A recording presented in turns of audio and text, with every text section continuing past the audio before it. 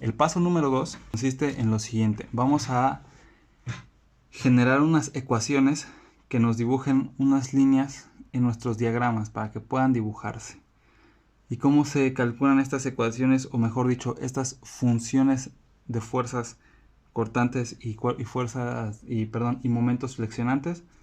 Pues bueno, primero que nada vamos a regresar un poquito a esta parte de aquí. Para yo encontrar mis fuerzas cortantes y mis momentos flexionantes, voy a realizar unos cortes. Estos cortes van de siempre entre fuerzas. Por ejemplo,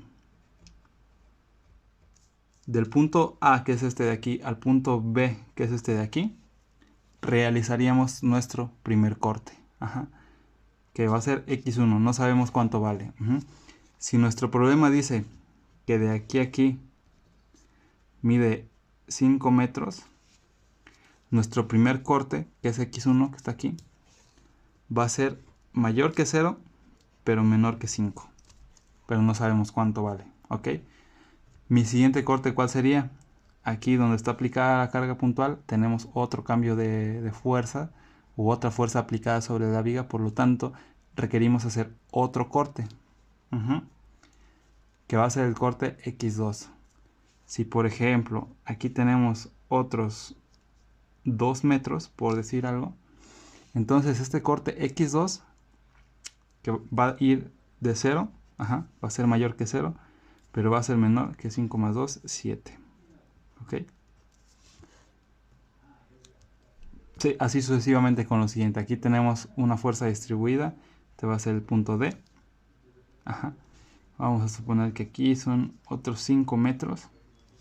Por lo tanto, mi X3 va a ser mayor que 0, pero menor que 5, 5 y 2, 12 metros. Lo mismo con el último. La última fuerza está aquí. El corte lo vamos a hacer aquí. Antes de esta fuerza diagonal, que está en el punto E, a 3 metros. X4 va a ser mayor que 0 y menor que 15 metros. ¿Ok? Así funcionan los cortes. Y para estos cortes vamos a aplicar algo que le llamamos la convención de signos.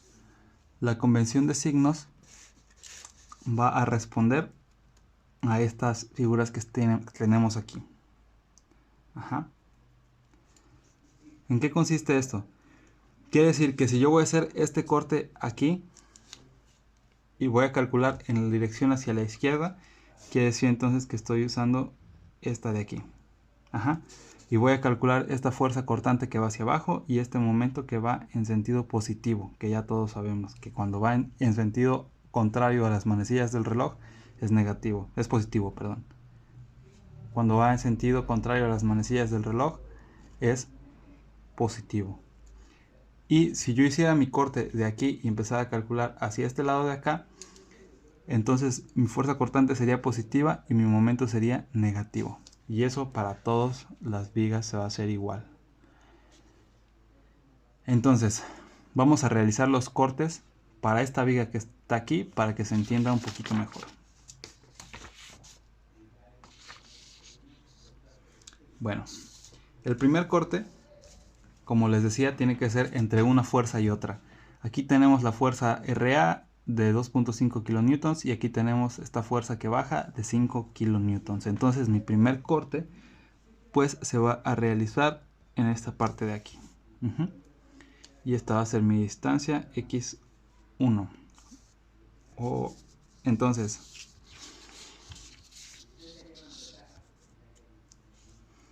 mi corte va a ir del punto A, que es este punto que está aquí, a una distancia X que desconocemos. Vamos a cortar antes de llegar a la fuerza.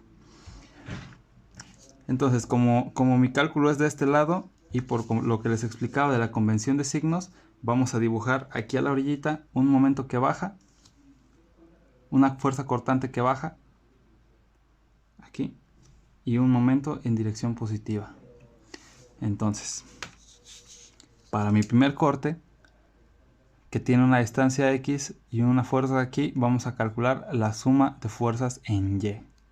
Ajá.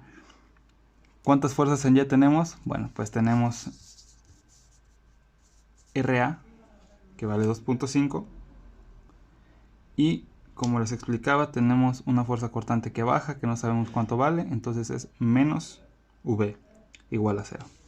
Despejamos V, que es la fuerza cortante, y nos va a dar 2.5 kilonewtons. Entonces esta va a ser nuestra primera fuerza cortante, esta que está aquí. Y esta fuerza cortante se va a ejecutar a lo largo de todo este tramo, toda esta sección de A al punto X1, ¿ok?